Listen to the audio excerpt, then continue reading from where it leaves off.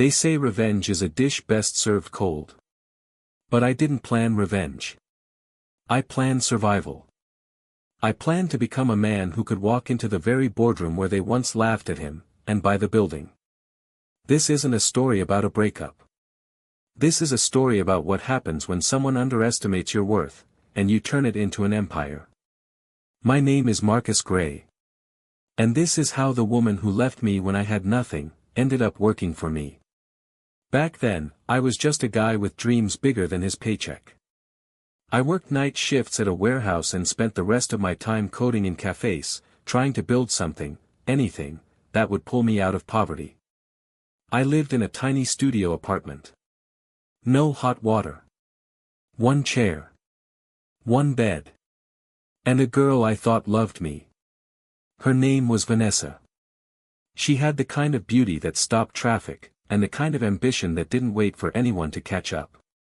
We met when I was delivering her groceries, literally. She smiled. I cracked a joke. She laughed. And somehow, that was the start of us. For a while, we were happy, or maybe I was just too blind to see that she wasn't. As the months passed, my work obsession grew. I thought she understood. I thought she believed in me, in what I was building. But the truth? She was watching the bank account, not the blueprint. I remember the night everything changed. We were sitting at the small folding table in my kitchen, my desk and dining table in one. I had just finished debugging a prototype that could have been my break. I told her, I think I finally cracked it. She looked up from her phone, dead in the eyes, and said, "Cracked what? Another month of no rent?" That moment stung deeper than I'll ever admit. She wasn't wrong, but she wasn't right either. I tried to explain. I begged her to give it time. To give me time. That's when she said it. "You're just not going anywhere, Marcus. I need more than promises." And just like that, she left. She took her heels. Her perfume. Her silence. And she left the keys on the table like I was just a temporary detour in her life. Losing her felt like losing air. But what hurt more, was realizing she never really believed in me to begin with. I spent weeks alone. The app one was building. I almost deleted the entire thing.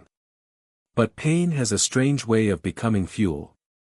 Every time I remembered her voice, "You're not going anywhere," I pushed harder.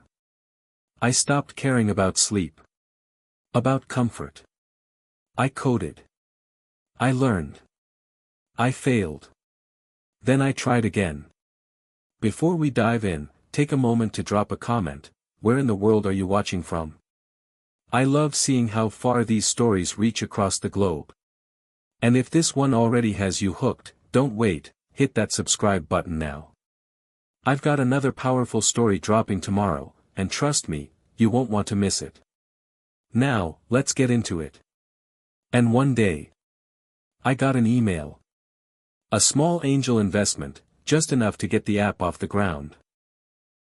A year later, it had 100,000 users. 2 years. We were closing a Series B round at $30 million. And 3 years after she walked out. I was the youngest founder on the cover of Forbes Tech. But none of that was revenge. It was survival. It was becoming the man I knew I could be. Still, nothing prepared me for what came next. It was a Thursday morning when I saw the email. Subject, request for appointment, Vanessa Green, HR Director, Regal Tech Incorporated. I stared at the screen. Vanessa. Her name hit me like a wave of heat and ice at the same time. Regal Tech.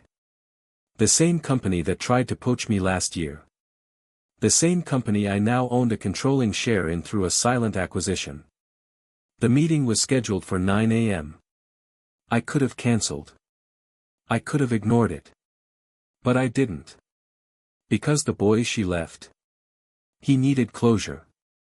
I walked into the boardroom exactly on time. And there she was. Vanessa. Same sharp cheekbones. Same expensive taste in shoes. But this time, she was the one standing up to greet me. "Mr. Gray," she said, offering her hand. I looked at it. Then at her. And simply said, "It's Marcus." She didn't recognize me at first. But when she did, her lips parted slightly. I could see the color drain from her face. We sat. We talked business, briefly. And then I laid it all out. "I'm not here for a partnership," I told her. "I'm here because I now hold 51% of Regaltech's shares. Effective today, I'll be restructuring management." She blinked. She laughed, nervously. "You're kidding, right?" I didn't even need to respond. The legal team walked in behind me. And in that moment, it all became real. I wasn't her ex. I was her boss. That night, she sent me an email. Then another. Then a message through one of my assistants. By the next morning, she asked for a private meeting. I agreed. We sat in a smaller conference room. No glass walls. No board members. Just her, and me. She didn't wear the corporate mask this time. No polished smile. No carefully rehearsed lines. Just a trembling voice. "Marcus," she began, "I didn't know. I mean, of course I didn't know, but I was wrong." She swallowed hard. "I left because I was scared. I didn't think you'd make it. And I didn't want to go down with someone who might never rise." She looked me in the eye. "But you did. You made it. And I'm sorry I couldn't see who you were becoming." I didn't say anything at first. Not because I was angry. But because I had nothing left to say.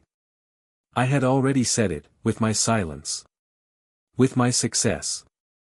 Over the next few weeks, I started restructuring the company. I didn't fire her immediately. That would have been too easy.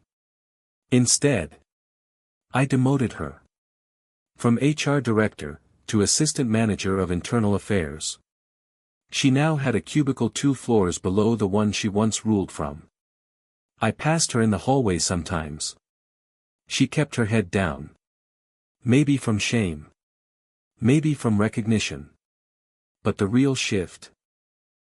The staff who once hung on her every word, now came to me. The company that once would have never considered a man like me, now moved on my command. It wasn't about ego. It was about control. For once, I was in control of the story. A few months passed. I watched her work. She was punctual. Quiet. Polite. She stayed out of the way. One evening, I stayed late reviewing team performance. Her name came up. She'd been exceeding expectations. And something inside me shifted. Not sympathy. Not longing. But, peace. I called her in. She walked in slowly, bracing for the worst. I could have fired her. I could have humiliated her. Instead, I said, "You're free to go." She furrowed her brow. "What do you mean?" "You're not obligated to stay here. I'm releasing your contract. There's a check on your desk, severance, full benefits, and a recommendation letter. Whatever you want to do next, you can." She stood still for a moment. Then she whispered, "Why?" And I answered with the most honest thing I could say. "Because I've already won. And I don't need you to lose for me to feel it." I walked out of that building for the last time that night. Regaltech ran without me now. I had new ventures. Bigger ones. Impactful ones. And more importantly, I had a new love. One who saw me before the success. One who stayed through storms. And as I sat on the balcony of my new home, watching the city lights flicker, I thought of Vanessa one last time. Not with bitterness. But with gratitude. Because sometimes, the people who break you, are just clearing space for the man you're meant to become. If you're listening to this, and someone once told you that you'd never make it, let that be fuel. Don't chase revenge. Chase growth. Don't become obsessed with proving them wrong. Become obsessed with becoming everything you dreamed of.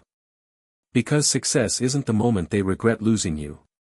Success is the moment you no longer care whether they remember your name. I'm Marcus Gray. And I wasn't supposed to be anything. But now, I own everything they said I'd never touch. And I did it, in silence.